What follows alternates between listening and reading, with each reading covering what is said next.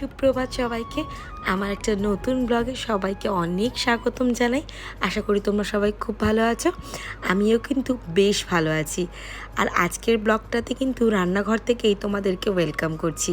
তার কারণ কি বলো তো, এতটাই গরম পড়েছে, তাই ভাবলাম বাড়ির সমস্ত কাজ সারার আগে রান্নাটা সেরে নিলে অনেকটা স্বস্তি পাওয়া যাবে। যে পরিমাণ গরম, তাতে রান্নাঘরে দাঁড়ালে মনে হচ্ছে পুরো একটা প্রেশার কুকারের মধ্যে আছি। আর সেই জন্যেই বেলা বাড়ার আগে যতটা পারি রান্নাঘরের কাজটাকে মিটিয়ে নিলে অনেক ভালো হয়। না হলে একেতেই তো আগুনের একটা তাপ, আর তারপর বাইরের গরম, সব মিলিয়ে পুরো একটা প্রেশার কুকারের মতন তাপ অনুভব হয়। আর আমাদের না রান্নাঘরটা একদমই ছোট, দেখতেই পাচ্ছ তোমরা। আমি আর সবিতাদি দাঁড়িয়ে আছি, দুজনে মনে হচ্ছে রান্নাঘর ভরে গেছে। আর ছোট রান্নাঘর সেহেতু আরও গরমের পরিমাণটা অনেকটা বেশি। জানো তো, মেয়েদের জীবনটা না বড়ই অদ্ভুত। এই 25টা বছর একটা রান্না খেয়ে একভাবে জীবনযাপন করে এক রান্নার স্বাদে অভ্যস্ত ছিলাম। আর এখানে এসে বিভিন্ন রকম স্বাদ, বিভিন্ন রকম পরিস্থিতির সম্মুখীন হয়ে মনে হয় যে সত্যি এগুলো কি আমার পাওনা ছিল। আজকেই দেখো না, এই যে রান্নাটা হচ্ছে পাশে শুক্তো, আমি কিন্তু কখনো এর আগে এইভাবে শুক্তো খাইনি। এই প্রথম এই বাড়িতে এসেই আমি এই ধরনের শুক্তো দেখেছি বা খেয়েছি বলতে পারো, যদিও আমি খুব একটা পছন্দ করি না।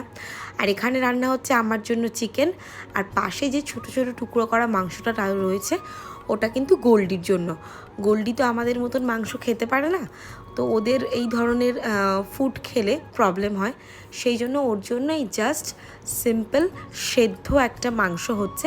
আর আমি না ওর জন্য যখন মাংসটা করি এইভাবে টুকরো টুকরো করে দিই, তাতে ওরও খেতে সুবিধা হয় আর আমাদেরও ভাতটার মধ্যে মাখিয়ে দিতে অনেক বেশি সুবিধা হয়।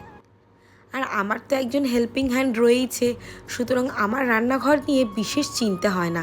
তবে যাদের সকাল থেকে রাত অবধি রান্নাঘরে অনেক কাজ করতে হয়, তাদের কথা ভেবেই আমার প্রচণ্ড কষ্ট হয়। কারণ 1 ঘন্টা রান্নাঘরে দাঁড়াতে না দাঁড়াতেই আমি পুরোটাই ঘেমে স্নান করে গেছি। তো যাই হোক, ওপরে এসে এখন আমি ভাবছি বেড কাভারটা চেঞ্জ করে দেবো। এই যে বেড কাভারটা আমি তুলছি, এটা জানো তো আমার বিয়ের বেড কাভার। মানে বিয়ের পুরো সময়টাতেই এই বেড কাভারটাই পাতা ছিল।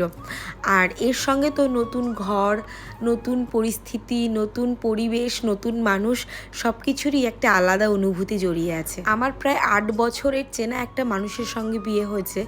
তবুও জানো তো, যেদিন আমি এই বাড়িতে এসেছিলাম আমার কিন্তু সব কিছু নতুন লেগেছিল, আর সব কিছু বড্ড অচেনা লেগেছিল। যদিও এই বাড়িতে আমি বহুবার এসেছি, বিয়ের কেনাকাটা করেছি একসঙ্গে, বিয়ের কেনাকাটা করেও আমি এই বাড়িতে এসেছি, মানে বিয়ের 2 দিন আগে। তবুও এই বাড়িটা আমার কাছে ততটাই অচেনা লেগেছিল যতটা একটা নতুন পরিবেশে আমরা হঠাৎ গিয়ে পড়লে লাগে। এটা বোধহয় প্রত্যেকটা মেয়ের সঙ্গেই হয়, শুধু আমার সঙ্গে বলে নয়। যতই চেনা জানা থাক, যতই পরিচিতি থাক না কেন, নিজের বাড়ি থেকে যখন তুমি একটা অন্য বাড়িতে আসছো না, সেই বাড়িটা তোমার কাছে অচেনা, অপরিচিতই হবে। এই অনুভূতিগুলি আবার একটা ছেলের জীবনে হয় না, একটা মেয়ের জীবনে এই অনুভূতিগুলি ঘটে থাকে। তাই ছেলেরা হয়তো এই সম্পর্কে খুব একটা অগত নয়, বা ছেলেরা হয়তো এই সম্পর্কে ঠিক বুঝতেও পারে না। একটা মেয়েই এই জিনিসটা বুঝতে পারে। আর বেড কাভারটা চেঞ্জ করেই দেখছি জানো, প্রচণ্ড ধুলো হয়েছে একদম। ওই খাটের পাশটা দিয়ে, জানলাটা দিয়ে, জানি না কোথা থেকে এত টিকটিকি আসে। দরজা জানলা সমস্তই তো বন্ধ থাকে, তবুও টিকটিকি এসে ভরে ফেলে ঘরের মধ্যে।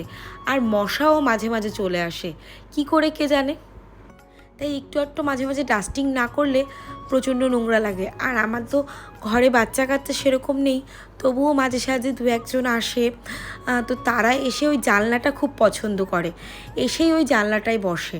আর বসলেই না অনেক সময় ভয় লাগে যে কোনো টিকটিকি বা কোনো পোকামাকড় যদি চলে আসে।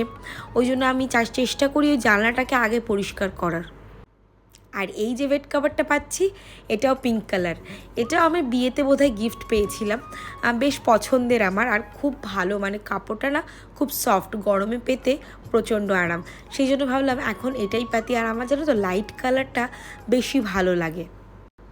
আর গরমকালে জানো তো মাঝে সাঝেই বেড কাভারটা চেঞ্জ করা উচিত, অন্তত উইকে 2বার। তাহলে আমাদের গায়ের যে একটা ঘাম, একটা নোংরা ব্যাপারটা থাকে, ঘামের গন্ধ, তো সেগুলো তো আমরা যখন বিছানায় শুই সেখানেও হয়ে যায়। তো সেই জন্য সেটা চেঞ্জ করলে বেটার হয়। আমি আপন মনে আমার মতন ব্লগ শেয়ার করতে থাকি। দিনের যেটুকু যা কাজ করি, যতটুকু সম্ভব হয় তোমাদের সঙ্গে শেয়ার করি, বা যেটা ভালো লাগে আমি সেটা শেয়ার করি।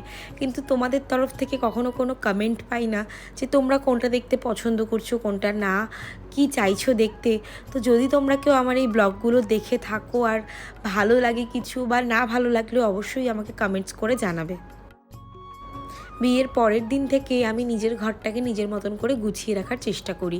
তার কারণ কি বলো তো, অন্য কেউ এসে আমার ঘরটা গুছিয়ে দিতেই পারে, সেটার পেছনে হয়তো কোনো সেই বিশেষ লজিক নেই। তবে নিজের ঘরটাকে নিজের মনের মতন করে গোছালে বা নিজের প্রয়োজনীয় জিনিসগুলো নিজের মনের মতন করে রাখলে না অনেক বেশি স্যাটিসফ্যাকশন লাগে। আর আমি জানো তো, বেড কাভারের সাথে সাথে গায়ের চাদরটাও পাল্টে নিই। আমার তো শীত, গ্রীষ্ম, বর্ষা সবসময়ই গায়ে একটা চাদর লাগে। আর এসি চলে, তো এসি চললে একটা চাদর না গায়ের ওপর দিলে খুব একটা ভালো লাগে না, কেমন শীত শীত করে। আর সেই জন্য একটা ছোট পাতলা চাদর আমি সবসময় পায়ের কাছে রেখে দিই। তো আগের যে চাদরটা ছিল ওটাকে আমি ওয়াশিংয়ের জন্য নামিয়ে দিলাম, আর এই চাদরটা এখানে পেতে দিলাম। আর এই যে শাড়িটা দেখছো, এটা আমি কালকে একটা রিলস করার জন্য বার করেছিলাম, আর আজকে আবার নতুনভাবে ভাঁজ করে রেখে দিচ্ছি। আমার শাড়ির সংখ্যা গোনা কয়েক, তাও দেখো শাড়িটা রাখবার জন্য আমি জায়গাটাই খুঁজে পাচ্ছি না। জানো তো, আলমারির মধ্যে না কেমন একটা স্মেল হচ্ছে, বুঝতে পারছি না কি দিলে এই স্মেলটা যাবে। আগে দেখতাম আমার মা আলমারিতে ন্যাপথলিন দিয়ে রাখতো, তবে এখন আর খুব একটা দেখতে পাই না। হয়তো ওটা আমাদের ছোটোবেলার মতনই একটা স্মৃতি হয়ে রয়েছে। যাই হোক, স্নান করে এসে এখন একটু টুকটাক যেগুলো সিঁদুর পরা, ক্রিম মাখা, সেগুলো সেরে নিয়ে যাব পুজো দিতে। কারণ বেশ বেলা হয়েছে, সকাল গড়িয়ে দুপুর তো হয়েই গেছে। এরপর আস্তে আস্তে দেখা যাবে আমি বিকেলে দুপুরের খাবারটা খাচ্ছি। সেজন্য একটু ঝটপট করেই পুজো দিতে যেতে হবে। আর যেহেতু আমাদের অনেক ঠাকুর মন্দিরে, তো পুজো দিতেও কিন্তু বেশ খানিকটা সময় লাগবে। আজ আবার গরমের তাপটাও একটু বেশি ছিল, সেই জন্য অনেকটা সময় ধরে স্নান করেছি। আসলে শরীরটা না একটু ডিহাইড্রেট হয়ে যাচ্ছে, সেই জন্য একটু বেশি সময় ধরে গরমে স্নান করা, জল খাওয়া, এগুলো খুব প্রয়োজন। না হলে শরীর অটোমেটিক অসুস্থ হয়ে পড়বে।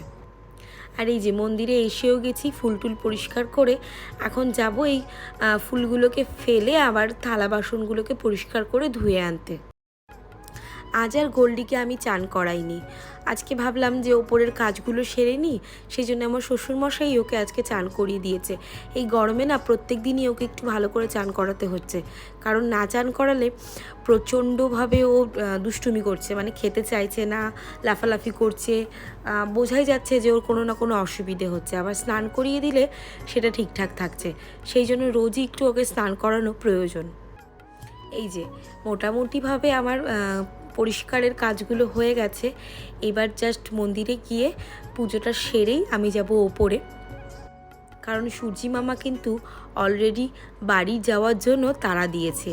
এবার আমাকেও একটু খেতে হবে, কারণ সকাল থেকে আমি বিশেষ কিছুই খাইনি, তাই জন্য একটু খিদে তো পেয়েইছে। আর সারাদিন টুকটাক কাজ করলে না গরমে একদমই শরীরটা হাঁপসে যায়, তখন কিন্তু খিদেটাও পেয়ে যায় বেশ। আর আমাদের মন্দিরে জানো তো 3টে প্রদীপ গাছা, সামনের দিকে 2টো, পেছন দিকে একটা। তো যাই হোক, পুজো দিয়ে এখন ওপরে চলে এসেছি আমার বাবা এবং দিদার ফটোতে একটুখানি ধূপ দেখাতে।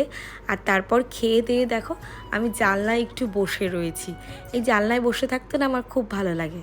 তবে আজ একটু মুডটা অফ, মনটা খারাপ লাগছে, জানি না কেন। আমার মাঝে মাঝে এরকম হয়, হঠাৎ হঠাৎ মনটা খারাপ লাগতে শুরু করে।